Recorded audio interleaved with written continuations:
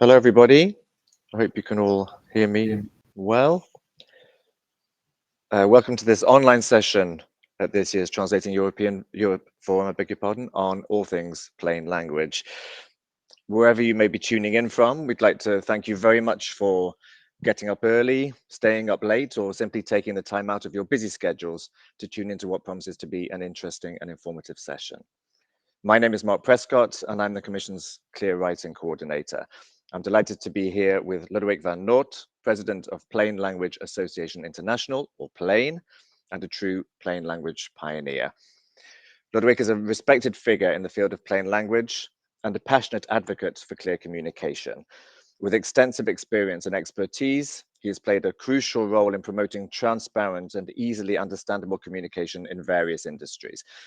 In 2017, he was honored as the Dutch government's ambassador for clear language, and he has served as president of PLAIN since 2021.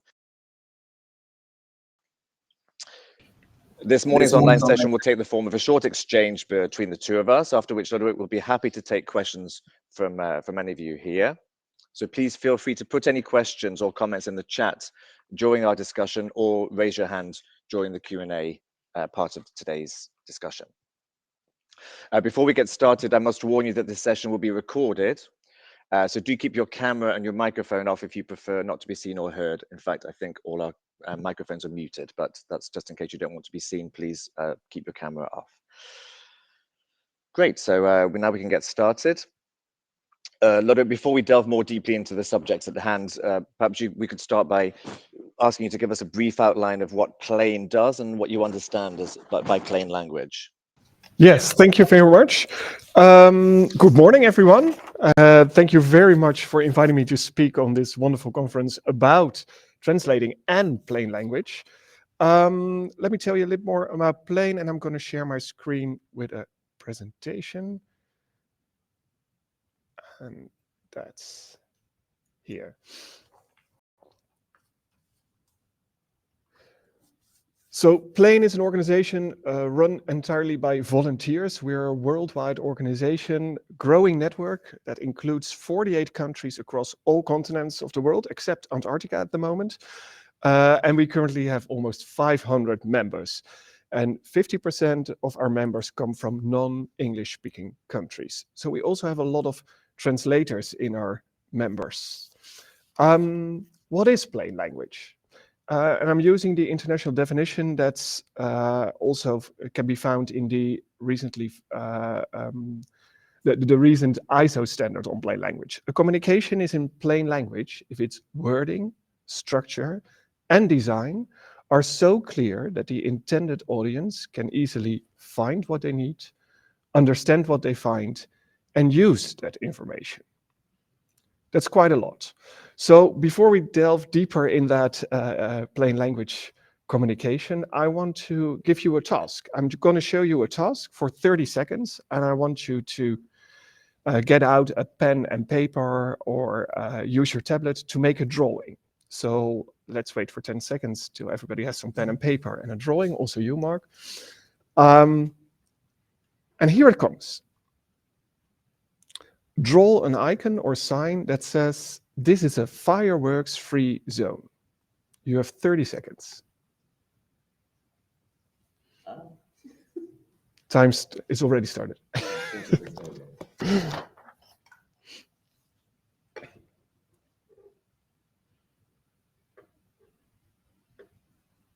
10 seconds.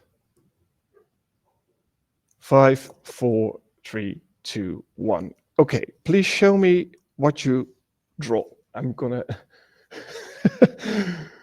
people are love. If you want to open up your camera and show what the drawing you made, that's very welcome. But probably I can already predict what everybody, because I see a big sign next to me. I see another sign. So a lot of you draw some fireworks with a big cross or a red circle around it. So everybody is drawing the same thing. Interesting enough, and I'm working also for the municipality of The Hague in the Netherlands, I'm going to show you how they made this sign. So what goes wrong here? a green sign, green, that probably means that it's allowed to do this. I don't see a cross. I see something that resembles fireworks, but this is interesting. When we tested this, and this was placed into parks in the Netherlands, people thought that they were spare ribs for a barbecue. So they didn't recognize firework in that. And there's something else. And for the translators that are working on Dutch language, you probably read the sign saying vuurwerkvrije zone, which means literally firework-free zone. When we tested this, a lot of people thought, oh, then you are free to use fireworks in this zone. So there's a lot going on here. And this is interesting because everybody that I asked to draw that sign in 30 seconds, drawn completely different sign. And in a lot of organizations, and especially government organizations, things happen. And that's why we get those crazy signs everywhere. We come back to that later. Yeah, thank you. So clearly, my drawing was absolutely awful. It was worse than that. I thought that was possibly solar panels. Actually, I didn't get the spare ribs thing, but I certainly didn't get a firework either. So clearly, then, just fitting with the theme of this year, words matter. That's the title of this year's forum. So, what would you say are the risks around lack of clarity that we face here in Europe in particular? Yeah. The risks are quite big, especially when it comes to government organizations. And do you know how many people in Europe have poor reading skills? Any idea? Somebody of the other people here in the room? It's going to be more than we think, I imagine. Yeah, 1 on 5 in Europe. And that's why the use of clear language and plain language is so important. In Europe, 1 in 5 15-year-olds and 1 in 5 from 16 to 65-year-olds have poor reading skills. And they have no connection because of those poor reading skills and because they're so difficult. And the reason for that, there is no connection, can be low comprehension or low education, a physical or psychological disability, a big difference in culture, not being able to speak or understand a language, in my case, Dutch language, low motivation or resistance to get in touch. That's also a big problem. But also, and there it comes to us, wrong communication, because that's where we are on the steering wheel. All those other things we cannot change immediately, but the communication we can. So that's why it's so important, because if we don't, this is what is at stake. Lockout with possible consequences like reinforcing segregation, reinforcement of polarization, reduction in self-reliance and distrust, which is pretty big at the moment in governments and organizations. And only because we do not communicate in a way that people understand. A very important step in that communication is, as I already told, the ISO standard that was launched last year on plain language. And I'm curious about how many people know about this plain language standard. So maybe they can put that in the chat if they already know that. Because this excluding of people is precisely what this ISO standard on clear languages addresses. It has been in place since June last year, and I would like to go through it quickly with you. The international standard gives you principles and guidelines. It's language and cultural neutral, which is interesting for all those translators here because it works in every language, as many as possible. There are some national standardization organizations that develop national standards based on this, like Brazil, where I recently was, and it's choose to use. It's not, you don't have to use it, you can choose to use it. And what does the standard say? The standard is based on these 4 principles. That the readers get what they need, that it's relevant, that they can find what they need, that it's findable, that they can easily use the information, that it's usable, and that it's understandable. And as you remember the definition that I gave you in the beginning of this presentation, these are all the elements from that definition. In the standard, it goes down to 19 different principles that I won't go into detail now, but maybe when we ask some questions. This is what the standard is about. It gives you principles and how to use the standard to get better information and better, more clearer communication. And this is one of the, I like this example. It's from Norway, so it's the Norway Tax Administration. And here you see what happens when you use a standard like that. You see the letter, how they send it, and what it became afterwards. And that's much more understandable. Even if we don't speak Norwegian, we see that this is more understandable or more usable. So that's what plain language is about. Yeah. Thank you very much. I see from the chat, it seems to be sort of half and half, people who are aware of, thank you for those who've posted in the chat, by the way. It's sort of 50-50 between those who've heard of the ISO standard and those who haven't. So that's an interesting statistic in itself. Yeah. If we could move on just to obviously one of the big topics that we're all concerned with these days, which is artificial intelligence. As obviously I don't need to tell any of you here that this is making huge strides. It's kind of taking over our lives in many aspects of our lives these days. As a plain language expert, this is possibly a big question, too big to answer in very much detail right now. But what would you see as the classic opportunities and risks around AI in terms of plain language? Yeah, let's go into those opportunities. I put them on a sheet here. Of course, it gives us a lot of opportunities. It gives us a lot of efficiency because it can perform tasks faster and more accurately than humans. That's what we already, and I think everybody already knows that and uses that for maybe in private, but mostly at work too. It's also an opportunity for innovation to develop new technologies and solutions. But like we see in healthcare, that it's also helping to get improved diagnosis on treatments, for example. But also in education, personalized learning and support is going on. But there are also a lot of risk, and that's all based on privacy, on the bias in AI algorithms, and of course, safety. But as we go back to plain language, I've seen a lot of good examples. If you do it in a safely environment with a fixed set of rules, that it can really improve your work as a plain language specialist and maybe also as a translator. I was in Brazil 3 weeks ago, where I just spoke to you and said, we always think in Europe that we are way ahead of everyone, but I was in Brazil and I can tell you they are 5 years ahead on this issue with AI, because what they showed me is they took a year time in a safely environment with a fixed set of rules to get to the best prompts to use at the Ministry of Justice and to the Chamber of Deputies to make clear languages, to make clear texts, to make clear plain letters that they send out. It's something that you have to dare to experiment with a safe set of rules and in a safe environment, and with professionals that know what they are doing, because that's very important. In a lot of organizations, we don't have those professionals yet. So we have to invest on those professionals that can help us to do this in a good way, without, and the other thing is that you always see that you still need humans. You still need people who know how it works. And that's something else that I will come back later, because the most important thing also in the ISO standard, but on plain language, is that you use the people that you are communicating with. So user testing is something that AI can't do.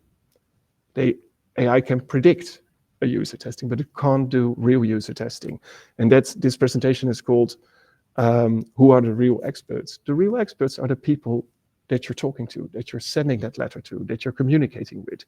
They can help you to make better texts. The most important people are those experts. We are all professionals, but professionals and experts have to work together to get better text. And that's why user testing is so important in the ISO standard and in the whole communication process in plain language. That's such a very important point, because I was going to come back and just say, I feel a bit bad about saying it now, because I was going to sort of big up the EU's role, and certainly DG Translation's role in AI. And I think we're doing a pretty good job of bringing AI forward, especially for plain language and for translation as well, and for drafters across the commission at least. But it's good to hear that we're a bit behind. we can learn from them. But that's They were real behind on plain language, because plain language was going on here for 25 years, and they just started 10 years ago. So yeah, but now they can help us. And I think the user aspect is very interesting as well, because I think we're doing a pretty good job here. I'd like to think of the tools the services that we're providing now as a commission for our drafters.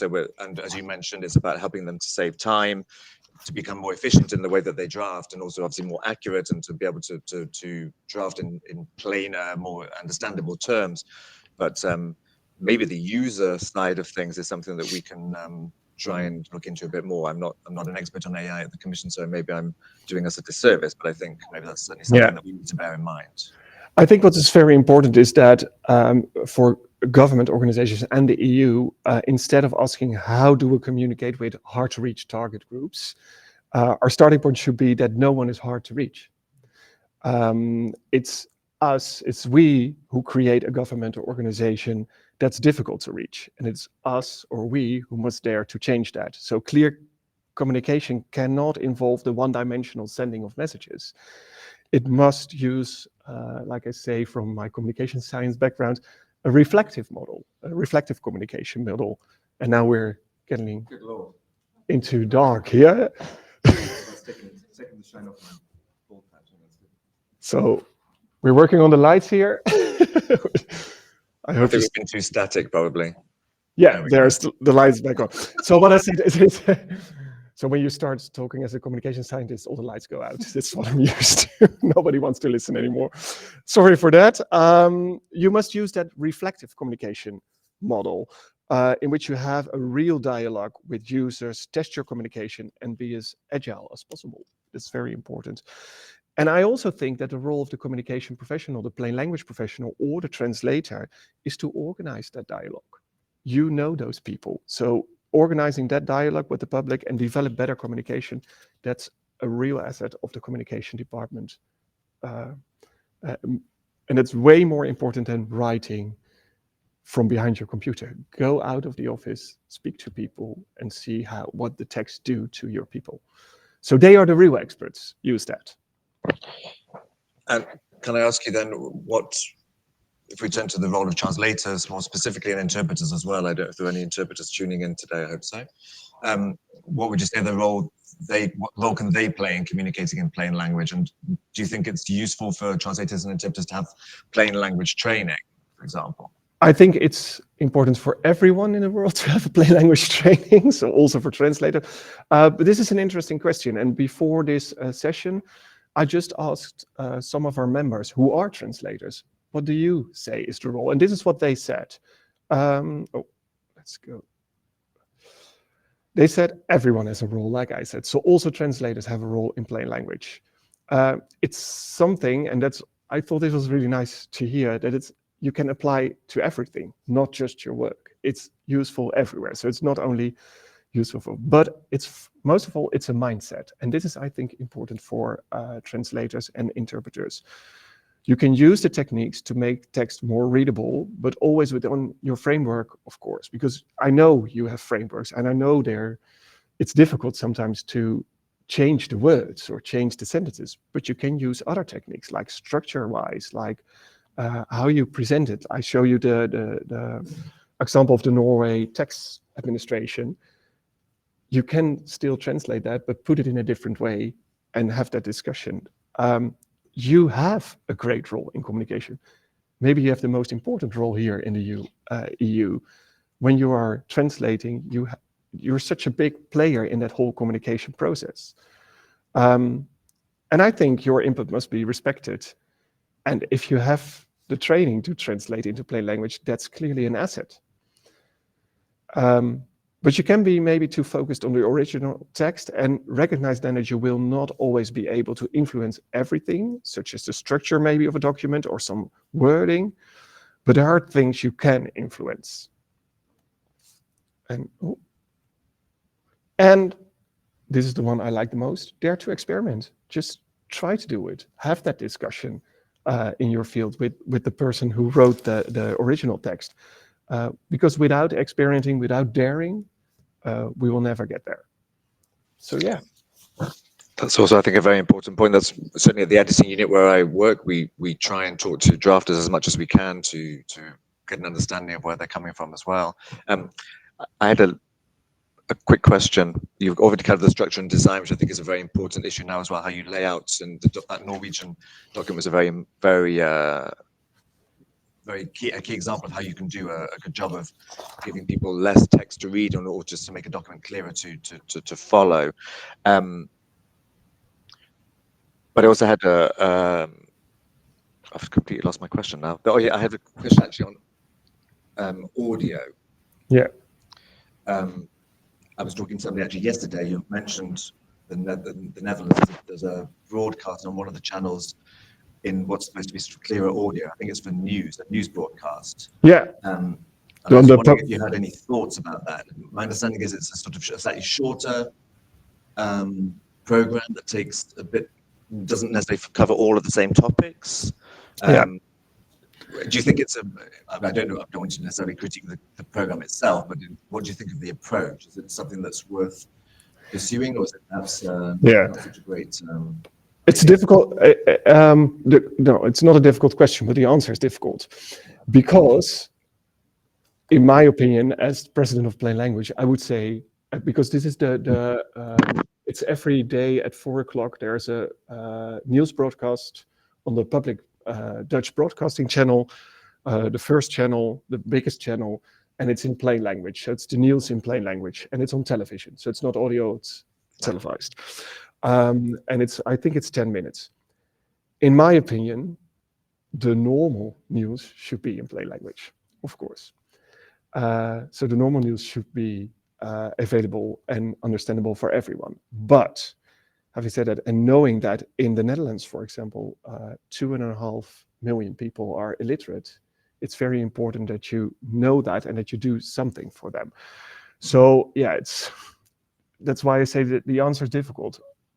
I think the best thing should be that everything on television or on public broadcasting is understandable for everyone. But knowing that a lot of people have so many low literacy skills, it's important that we create something that's also understandable for them.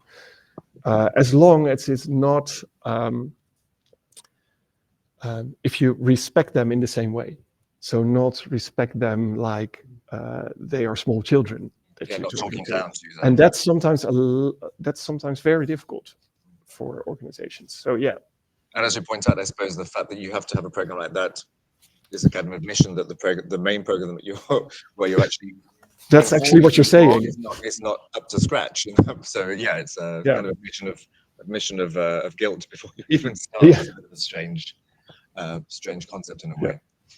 Lodewijk, thank you very much for these insights. It's been really useful. I'm just going to have a quick look at the chat now to see if we have any questions. We have quite a few comments I see. One about the cost of standards. Maybe we can, that's something we can take on board, but it's not something we necessarily tackle. Somebody talking about the plain language training as an asset for translators. I don't remember when I did my translation degree, actually, if we did very much on that. It's been a few years, obviously, as you can see. But I don't know if these days, if university courses have some kind of plain language aspect to them. I think it's certainly something that would be useful. I can speak from my Dutch experience, but I know in the Netherlands you have the Dutch Language Union, the Taalunie for Dutch people who are listening, and they are actually now organizing courses in higher education on university solely on plain language because it's not there. So they're starting that in the Netherlands. So I'm very curious about other countries maybe that are doing that, but that's something that we really need because the people working here at EU are not trained from school in plain language. Actually, they're trained in the other way, especially. So it's very important that we get plain language into the educational system especially when it comes to future policymakers, future workers for EU or other government organizations. Yes. That's a very good point. Thank you, Eva Marie. I realised I've been a bit lazy with my mic. I hope that's better now. You can hear me more clearly. Oh, can you mute your mic when I'm on? Apparently, Oh, yeah. we're doing the double mic, making a double mic mistake. I had another question. Would anybody like to raise a question? I don't see any questions in the chat. There's a lot of interesting comments, which I hope we can keep can we keep the chat afterwards? Do we get a record of it? I don't know if that stays in the recording, so it would be good to be able to come back to some of these comments afterwards, and we can maybe, if we've missed anything, I do apologize, but if there are things that we can get back to you on, that would be really good. So we'll try and make sure that we can take a look at your comments afterwards, and we'll try and get back to anything that you're particularly desperate to hear about. Can I ask you a question about collaboration, if you like? So, what do you think are the opportunities for collaboration between plain language experts and translators on ensuring that a source text and the translation that comes out of it are as clear and accurate as possible? Is there a scope for collaboration there? Yeah, I think that a plain language specialist can help the translator, especially in some of those parts of the ISO standard, especially when it comes to user testing. Plain language experts are really used to do that user testing, so they can go out with your text and test it and go back to the original writer and say, okay, we can translate it, but if we put it to a user test, this is what comes back from it. So we suggest. The other thing that a plain language specialist can help you with is to structure the document in a better way, so people can better find what they are looking for, because that's all about structuring, using headings, keeping supplementary information separate, things like that. And plain language specialists are really trained into seeing that immediately, so they can help you with that. So I think it's very good to collaborate more in this field. Yeah. Yes, thank you. Yeah, I'm just having a quick look at the chat now. I see there's when we were talking about plain language training, for example. We have a comment from Violetta. Thanks, Violetta. That such training would be highly needed in companies, especially in marketing and content departments. That's a very good point. It also made me think a little bit about the question that I'd forgotten about earlier, which is something that we come up against also at the Commission. You mentioned it as well, is how you deal with, as it were, specialized audiences or more complicated, in inverted commas, technical texts, and how, because we do get some pushback, if you like, especially from policy officers who are very obviously experts in their field and find it difficult to reconcile explaining what often are very complex and intricate subject matter in plain language. What advice would you have for that kind of for those kind of situations? Again, here it's all about user testing, because that's the proof. If your user or the person who the text is intended for doesn't get it, then something is wrong. But there's also something else. It also depends on knowing your reader, and you have to identify the readers first before you start writing, and know their characteristics. Identify the reader's purpose, identify the context of reading. When are people reading this text? How do they do that? And then you have to also select the document types, for example. And those things are also very important to discuss with the original writer. And when the intended audience is us, we know some jargon, we know some words, we can still use that. But if we know that it's other people, then we have to do something. And that's where user testing again comes in, but that's something that you already can predict beforehand. So know your audience before you start writing and translating. Yeah.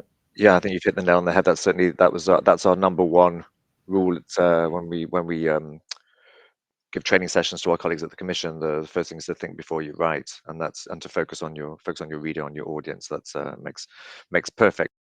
And maybe in this case, this is also where AI can help you, because AI has a lot of data sets that you can count on. So you can predict who's your reader by asking it on ChatGPT or Copilot or or one of the other software tools that you're using, and just let them predict, can people, because that's the best prompt. If you put in, I'm aiming a text at people from 10 to 14 years old with low education in Italy. And this is the text I'm going to send. Is this working or not? And then probably it will say, you have to change this. That's where AI can really help you, because they know they have a lot of data sets that they can count on. Actually, we have those data sets too, because there's a lot to find everywhere on your audience. So dive into that data and use it. So that's a very interesting point. Something that I don't know if we're working on that here. I presume we are. It's part of our AI approach here at the EU. But thanks for raising that. So it's a very interesting point. There's a question here from Nikolai in the chat. I always wondered, why are terms of use type documents so complicated? Will plain language ever be able to make a major breakthrough in that field? They're incredibly difficult to understand for most people, which is why they are rarely read in their entirety. I think Nicola speaks for many people in asking that question.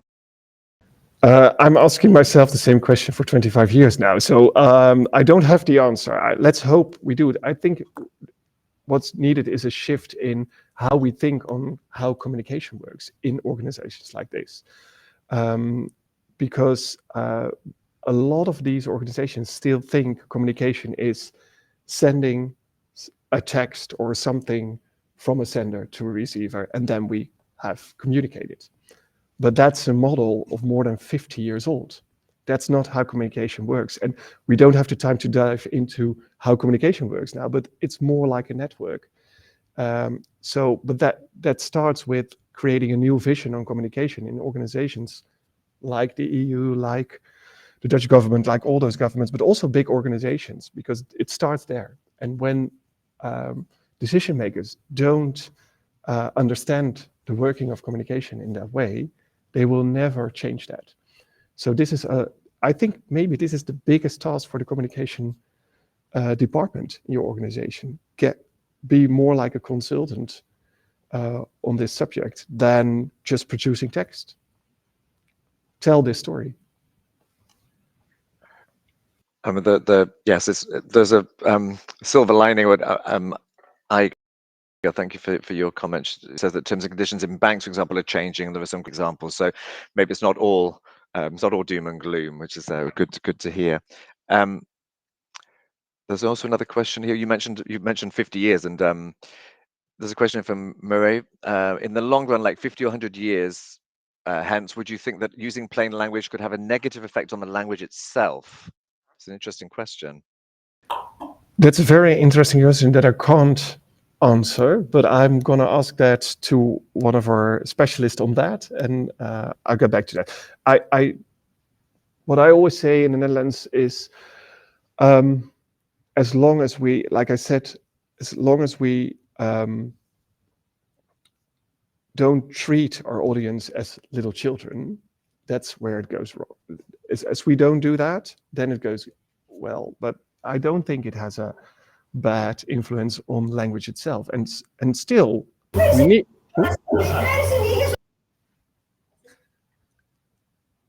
Somebody doesn't agree, I think. Yeah, I don't have the answer on that, but I will ask some terminologists soon, and I'll come back to that later. Lovely, thanks.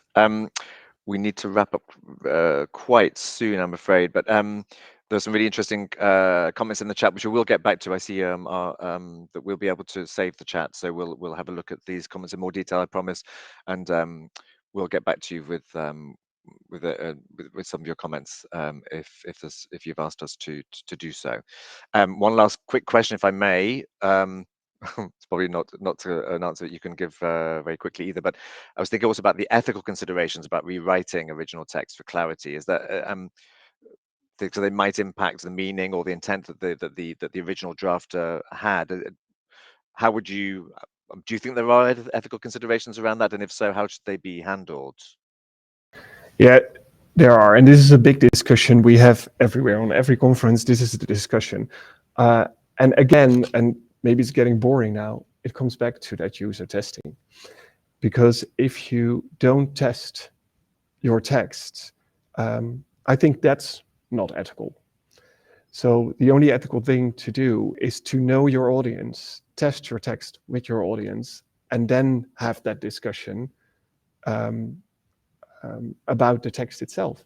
Because if the text has a purpose, and if that doesn't work with the audience, then something is wrong. And actually, maybe I can quote the Dutch ombudsman that said, if you're doing that on purpose, and then you're excluding people on purpose.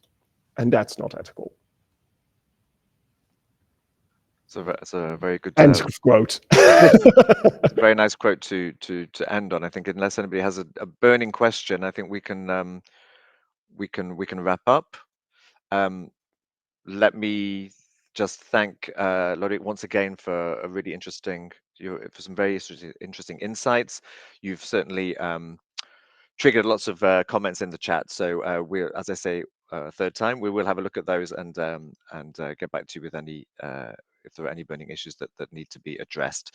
I'd like to thank all of you as well for tuning in early in the morning, late at night, whenever it is. Thank you very much for helping make this session go so smoothly.